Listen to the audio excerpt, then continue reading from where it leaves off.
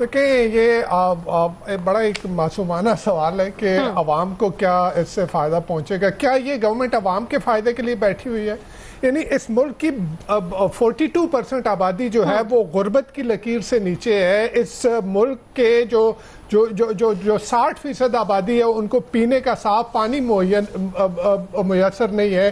اس ملک کی 33 سے 37% بچے جو ہے وہ سٹنٹڈ گروتھ کا شکار ہیں. اس ملک کے 2.5 کروڑ بچے جو ہیں وہ اسکولوں سے باہر ہیں. یہ ہمارے جو اقتدار میں بیٹھے ہیں لوگ، کیا ان کے کان پہ جوں تک بھی رینگتی ہے کہ یہ عوام کے لیے بیٹھے ہوئے ہیں؟ یہ اپنے اقتدار کے مزے لوٹنے کے لیے بیٹھے ہیں، اور یہ اپنے لیے، یعنی وہ لوگ جو پاکستان سے بھاگنا چاہ رہے ہیں ان کو بھی آپ کا پاسپورٹ جو دنیا میں جو ہے وہ 100ویں نمبر پہ ہے وہ آف لوڈ کر دیا جاتا ہے، ان کو بھاگنے نہیں دیا جاتا، اور اپنے لیے جو ہے وہ بلو پاسپورٹ مانگ رہے ہیں. نوید صاحب، الیکشن شیڈول میں تبدیلی آپ کو کیا لگتا ہے کہ کوئی فائدہ ہوگا اس سے، اور پھر الیکشن کمیشن کیا شفاف طریقے سے انتخابات کنڈکٹ کرا سکے گا؟ اچھا دیکھیں ایمن، جمہوریت جو ہوتی ہے نا، جمہوریت کی بنیاد جو ہے وہ صاف، شفاف اور آزادانہ الیکشن کے اوپر ہوتی ہے. اور الیکشن کا صاف، شفاف اور آزادانہ ہونا ہی کافی نہیں ہوتا، ان کا صاف، شفاف اور آزادانہ دکھنا بھی ضروری ہے.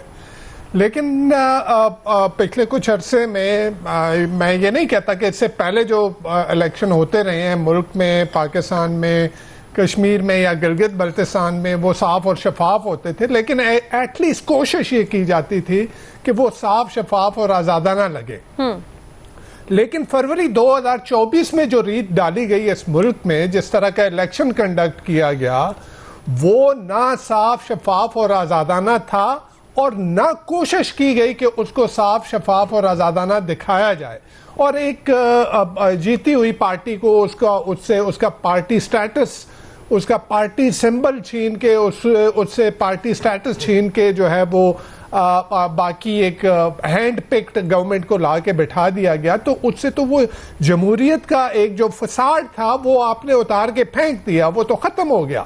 اور پھر جب ایک پارلیمنٹ ہوتی ہے نا، اس پارلیمان میں جمہوریت کا حسن ہی ہے کہ پارلیمان کے اندر ایک حزب اقتدار ہے، دوسرا حزب اختلاف ہے. لیکن پاکستان میں ہوا کیا کہ جو پارٹی جیتی گئی، جس نے الیکشن جیتا تھا، اس کو تو اقتدار سے محروم کیا گیا، پھر اس سے حزب اختلاف والا سٹیٹس بھی جو ہے وہ بھی چھین لیا گیا. اب الیکشن کے اوپر آپ کا اعتماد کہاں پہ ہے؟ آپ یہ دیکھیں، یہی الیکشن آپ کے سامنے گلگت بلتستان میں ہوا. جو مین پارٹی ہے، یہ دو پارٹیاں، مزے کی بات دیکھیں نا، یہ دو پارٹیاں جو کہ مرکز میں بیٹھی ہوئی ہیں، جو کہ اقتدار میں شریک اقتدار ہیں.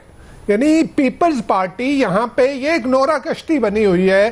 نورا کشتی ہے کہ جی آپ یہاں پہ سینٹر میں تو بیٹھے ہیں، اقتدار کے مزے لوٹ رہے ہیں، اور وہاں پہ جا کے یہی لفظی گولہ باری ہم نے دیکھی گلگت بلتستان کے الیکشن میں.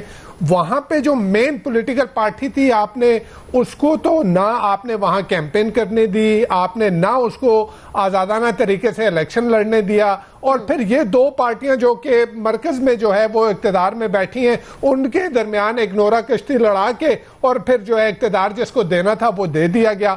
اب یہی بات جو ہے کشمیر میں ہو رہی ہے. یہ دو پارٹیاں، ایک پارٹی کو جو ہے وہ گلگت بلتستان دے دیا گیا، دوسری کو جو ہے وہ کشمیر دے دیا جائے گا. اور یہی ریزن ہے میرے خیال میں پیپلز پارٹی بلاول بھٹو زرداری کی طرف سے جس طرح کے سٹیٹمنٹ آ رہے ہیں، تو میرے خیال میں ان کو ہوا کے رخ کا پتہ ہے کہ جی گلگت بلتستان تو ہمیں مل گیا، اب کشمیر جو ہے وہ دوسری پارٹی کو ملے گا. تو دیکھیں اس طرح سے آپ کا جمہوری عمل سے، انتخابات سے عوام کا جو ہے وہ اعتماد اٹھ جاتا ہے. اور جب تک آپ کی گورنمنٹ جو ہوتی ہے وہ عوام کی منتخب کی ہوئی گورنمنٹ نہیں ہوتی، وہ ان کی امنگوں کی ترجمان نہیں ہوتی، وہ ان کے ووٹوں کی عکاسی نہیں کرتی، تو وہ گورنمنٹ کبھی کامیاب نہیں ہو سکتی. آپ اس گورنمنٹ کو ہی دیکھ لیں، اتنی طاقت جو کسی گورنمنٹ کے پاس میرے خیال میں پاکستان کی تاریخ میں نہیں تھی جتنی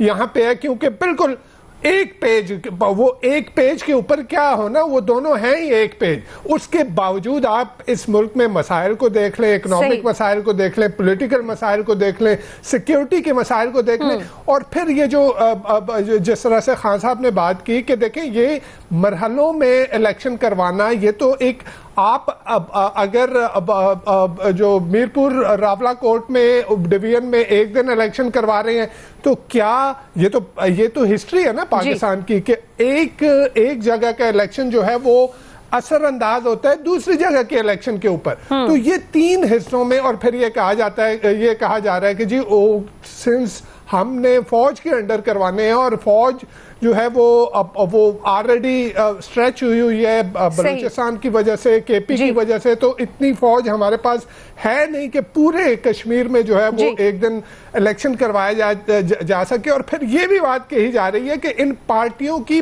باہمی مشاورت، اور مشاورت کیسے ہوئی؟ کیا الیکشن کمیشن بیٹھا؟ کیا ان پارٹیز کو بٹھا کے بات کی گئی؟ نہیں جی، وہ کہا جا رہا ہے کہ جی وہ فون پہ ان سے رائے دی گئی.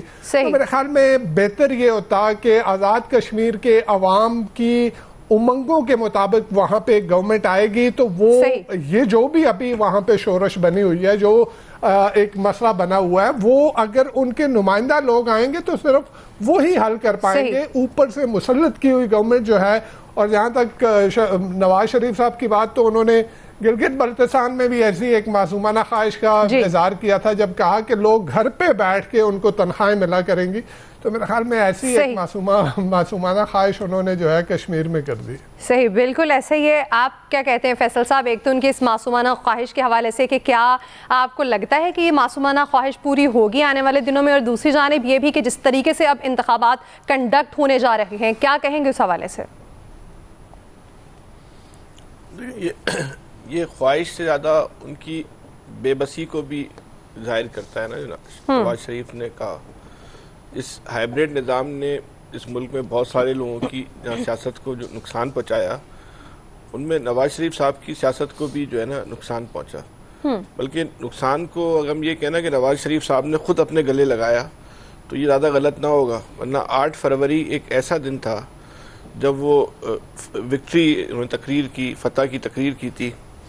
اگر اس وقت وہ نتائج کا اعلان کرتے تو شاید پاکستان کی تاریخ میں وہ امر ہو جاتے، اور وہ ان کی جو سیاست کو شاید کوئی نسلوں تک اور صدیوں تک جو ہے ختم کرنا بہت مشکل ہو جاتا. لیکن انہوں نے جو ہے امر ہونے کے بجائے جو ہے اپنی بیٹی کو وزیر اعظم اور بیٹی کو وزیر اعلیٰ اور بھائی کو وزیر اعظم بنانے کو ترجیح دی. لیکن اپنی سیاست کو جو ہے انہوں نے خود اپنے ہاتھوں سے جو ہے اس دن جو ہے وہ بہت ہی اگر سادہ لفظوں میں بولیں وہ تہس نہس کر دیا. دیکھیں آزاد کشمیر میں جس طرح کی احتجاجی تحریک چل رہی ہے، اس احتجاجی تحریک کا اس وقت یا آزاد کشمیر کی جو موجودہ سیاسی صورتحال میں جو سب سے بڑا اسٹیک ہولڈر ہے وہ جوائنٹ ایکشن کمیٹی ہے آزاد کشمیر کی. صحیح، اختلاف رائے ہو سکتا ہے ان سے، ان کے موقف پہ جو ہے آپ ایک الگ رائے رکھ سکتے ہیں، لیکن اس حقیقت سے انکار نہیں کیا جا سکتا کہ اس وقت عوام کی اکثریت جو ہے، ایک بہت بڑی تعداد جو ہے وہ